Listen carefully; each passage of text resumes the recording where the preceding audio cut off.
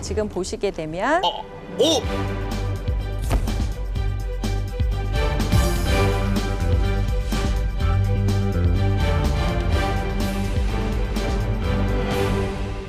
네, 특히 여기 보시는 것처럼 아스파라거스라든지 상추, 버섯, 시금치 등을 드시게 되면 이러한 채소 속에는 핵산뿐만이 아니라 핵산의 대사작용을 도와주는 영양소가 들어 있습니다. 고기나 생선에선 취할 수가 없는 중요한 비타민이라든지 철분, 또 엽산, 각종 무기질 등이 많이 들어있기 때문에 만일 이런 영양소가 몸 안에 없다면 핵산은 활동을 하지 못하게 되죠. 그렇게 되면 무용지물이 되는 것이기 때문에 이렇게 핵산이 든 채소를 골고루 드시는 것도 매우 중요합니다.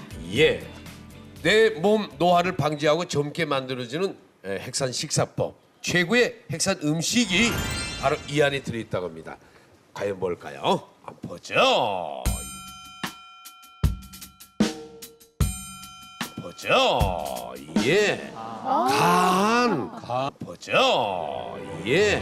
간.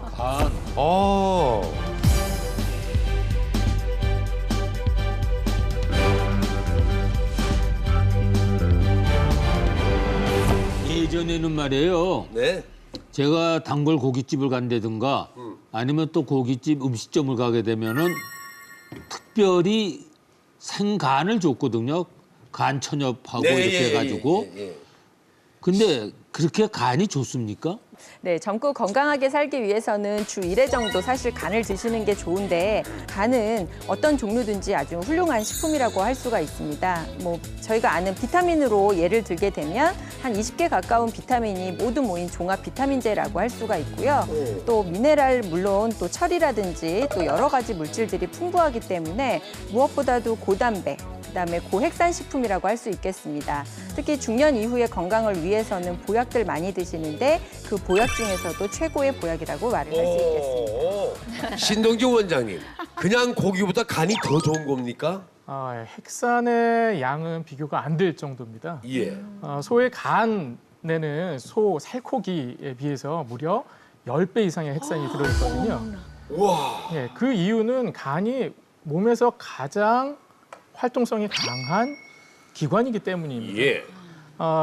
그 쥐를 이용한 실험을 보면 네. 쥐의 간을 10분의 1만 남기고 나머지를 절제를 했을 때 간의 기능에 장애가 오지 않았습니다. 그리고 또 수개월이 지난 후에 쥐의 간이 원래대로의 크기로 재생이 되는 걸 확인할 수 있거든요. 그만큼 활동성이 강한 곳이기 때문에 이 핵산이 풍부하고 가히 핵산의 보고라고 부를 수가 있습니다.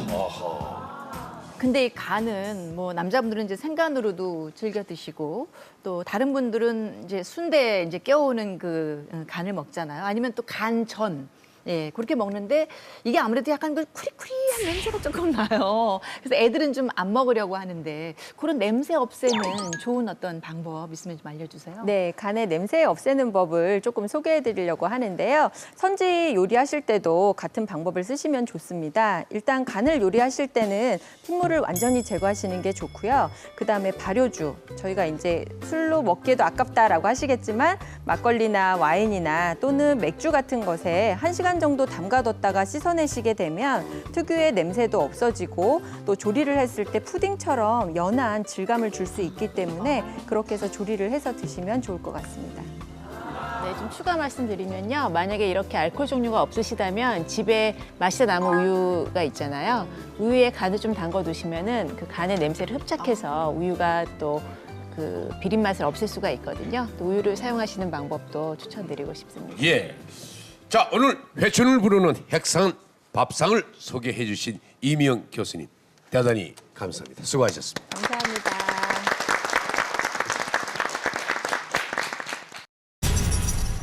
집에서 누구나 손쉽게 핵산을 챙겨 먹을 수 있는 비결. 핵산도 충분히 먹으면서 또 음식을 더 맛있게 또 감칠맛 살려주는 만들어 봤는데요. 똑같이 만들었는데 핵산 조미료만 넣은 거예요? 이 네 글자로 끝납니다. 풍미장렬입니다. 예. 내 몸을 살리는 핵산식의 비결. 지금부터 공개합니다. 이제는 핵산 시대. 집에서 누구나 손쉽게 핵산을 챙겨 먹을 수 있는 비결. 자, 우리 김정 교수님 뭡니까? 네, 오늘 소개할 두 가지 요리는요. 핵산도 충분히 먹으면서 또 음식을 더 맛있게 또 감칠맛을 살려주는 그런 음식입니다. 바로 건강한 핵산 조미료를 만들어 볼 텐데요. 예. 근데 이게 아무리 건강에 해가 없다고 해도 사실 그 파는 조미료는 아이들한테 먹이기가 굉장히 좀 꺼려지긴 하거든요. 그러네. 근데 정말 이 파는 조미료만큼 어떤 그 위력이 대단한 건가요? 보통 이제 어떤 요리에도 쓸 수 있고 또 건강하게 먹을 수 있다면 사실 아이들에겐 가장 좋잖아요. 또 아이들을 걱정하는 부모 입장에서 저도 이렇게 양념을 반드시 만들어 놓는데요. 1, 2, 3등. 에 해당되는 핵산이 많이 들어있는 재료들을 다 합쳐서 만들게 되면은 그야말로 사서 드시는 그런 핵산 조미료보다도 훨씬 감칠맛을 느끼실 수 있습니다. 네. 자, 소개해 주시죠. 네, 우선 이제 들어가는 재료들을 소개시켜 드릴 텐데요. 가다랭어포는 이렇게 톱밥처럼 마른 상태로 판매를 하고 있기 때문에 이대로 그냥 가루를 내서 사용을 하시면 되고요. 사놓은 지 조금 시간이 지나면 약간 눅눅해지거든요. 그럴 경우에는 마른 팬에 살짝 볶아주시면은 또 비린맛을 좀 억제를 시켜줄 수 있기 때문에 이제 그렇게 사용을 하시면 됩니다. 볶아라. 네. 그리고 멸치.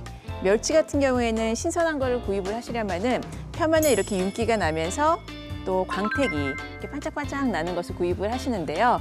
이때 사실은 머리 쪽 부분에 핵산이 더 많이 들어가 있기 때문에 머리를 같이 갈아주시는 게 좋고요. 또 내장 부분, 이 안쪽 부분은 쓴맛이 좀 날 수 있기 때문에 내장은 제거를 하시고 머리까지 함께 갈아서 준비를 해주시는데 좀 비린맛을 없애기 위해서는 한번 볶아주시면 좋아요. 오븐에 살짝 굽는다든지 마른 팬에 기름을 두르지 않고 볶으신 다음에 갈아주시면은 비린맛을 훨씬 덜 나게 하실 수가 있습니다. 네. 아우, 그걸 모르고 국물 낼 때도 그냥 머리 내장 다 띄고 했죠. 네, 머리는 넣어주시는 게 네. 좋아요. 네, 우선 이제 만드는 방법 보여드릴 텐데요. 워낙 간단하기 때문에 일단 1대1대1 분량으로 준비를 해주셨는데요. 우선 잘 으깨지는 재료부터 한번 갈아보겠습니다. 가다랭어포 이렇게 넣고요. 갈아주세요.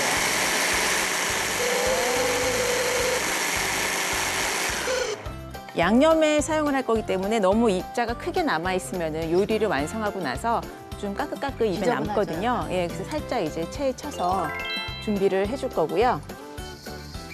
예, 이렇게 내려주세요.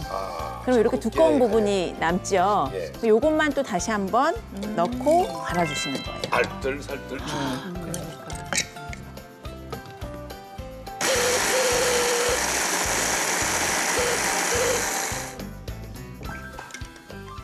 근데 좀 전에 뭐 따로 보관을 해야 된다, 각기 이런 네. 말씀 제가 들은 것 같은데 네. 그냥 다 갈아서 한꺼번에 같이 이렇게 보관하는 게 더 편리하지 않을까요? 보통 이제 가다랭어포랑 그 멸치 같은 경우에는 동물성이고요. 또 표고버섯은 식물성이기 때문에 이렇게 갈아 놓았을 때 가장 또 잘 상하는 것은 동물성 중에서 기름기가 많은 멸치고요. 그다음이 가다랭어포, 그다음에 표고버섯 순서거든요. 그래서 같이 섞게 되면 아무래도 빨리 부패하는 것에서부터 영향을 많이 받기 때문에 따로 보관을 하시는 것이 좋은데요. 사실 너무 많이 만들어서 보관을 하시는 것보다는 좀 한 달 정도 먹을 만큼을 갈아서 함께 합쳐서 냉동 보관을 하시면은 가장 편리하게 드실 수가 있어요. 다 같이 넣어서요. 자, 섞어주시면은 어느 요리에도 잘 어울리는 이제 조미료로 사용을 하실 수가 있고요. 아우, 핵산 네. 덩어리들이네요.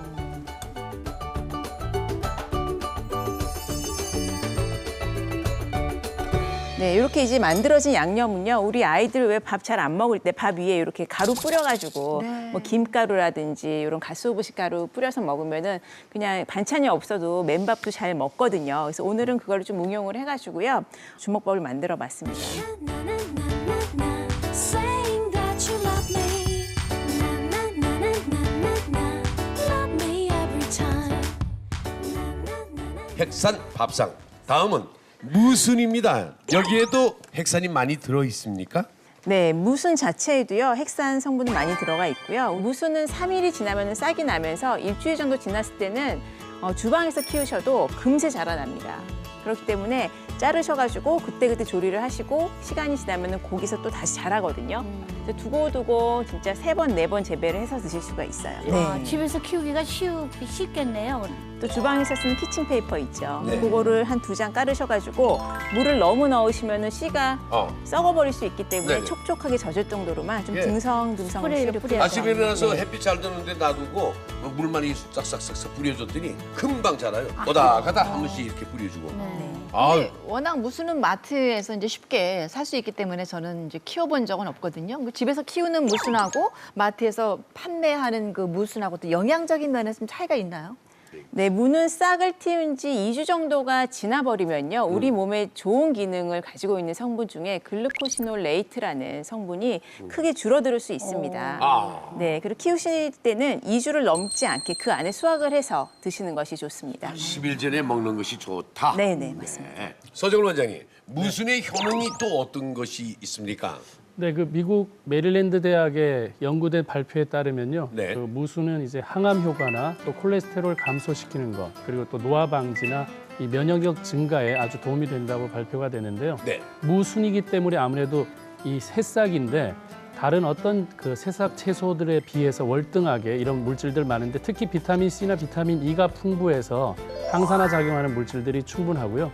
아까 말씀하셨던 그 글루코시놀레이트라는 성분은 보통 브로콜리, 양배추나 이런 무 같은 십자가과 채소에 많이 들어있는데 이제 이런 것들을 섭취하면서 그 항암 효과를 노릴 수 있다는 거에 대해서 굉장히 도움이 된다고 생각합니다.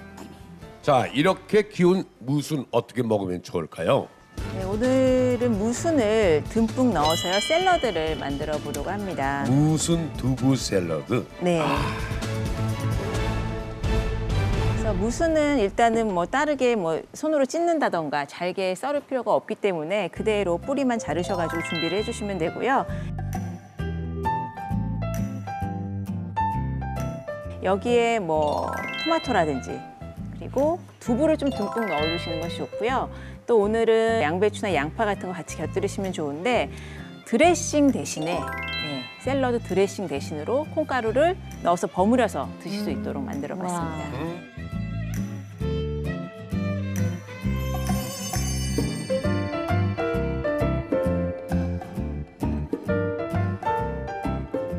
그럼 좀 네. 빡빡하지 않을까요? 어, 물기가 없어서? 일단은 두부라든지 토마토 자체 내 수분이 굉장히 풍부하게 들어가 있기 때문에 콩가루만 뿌리셔가지고 드셔도요. 목 걸림 없이 그냥 편하게 드실 수 있거든요. 예. 저기 보기에도 정말 핵산의 저 덩어리를 좀 먹고 싶으네요. 네, 두 분 나오시죠. 네, 아우 진짜 분위기를 얼마나 기다렸는지. 네. 그리고 햇양파는 매운맛이 없기 때문에요. 햇양파 좀 썰어가지고 샐러드에 같이 곁들여 예, 예, 주시면 예. 됩니다. 네. 양상추하고 같이 곁들여서 드십시오. 아, 맛이 어때요, 선생님? 이 주먹밥하고 무순하고 먹으니까 더 맛있어요. 아 이렇게 맛있는 거 비빔밥에다 넣어서 먹었으면 얼마나 좋을까. 지금 이 철에 정말 어울릴 수 있는 핵산 네. 샐러드예요. 무순 두부 샐러드. 네. 김태현 씨, 어서요.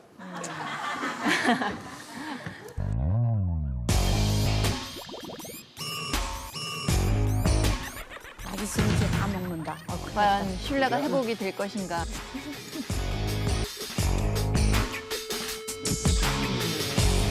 아, 이 네 글자로 끝납니다. 풍미장렬입니다. 예. 굉장히 그냥 일반적인 한 끼 때우는 간단한 음식에서 요리로 변신이 됐어요. 네. 저는 맛없으면 맛없다고 혹독하게 얘기하는 거 알잖아요. 맛있습니다. 여기다가 아까 시금치도 핵산 많이 들어가 있다니까 시금치 국에다가 저렇게 주먹밥에 샐러드 이렇게 한 네. 개씩 싸가지고 완벽하게 될 것 네, 같아요. 좋을 것 같네요. 김종훈 교수님 오늘 수고하셨습니다. 네, 감사합니다. 감사합니다. 네. 건강을 위한 행복한 숙제가 생겼습니다. 핵산 꼭 챙겨 드시기 바랍니다. 대한민국 국민 모두가 건강해지는 그날까지 다 함께 외쳐볼까요? 엄지의 제왕!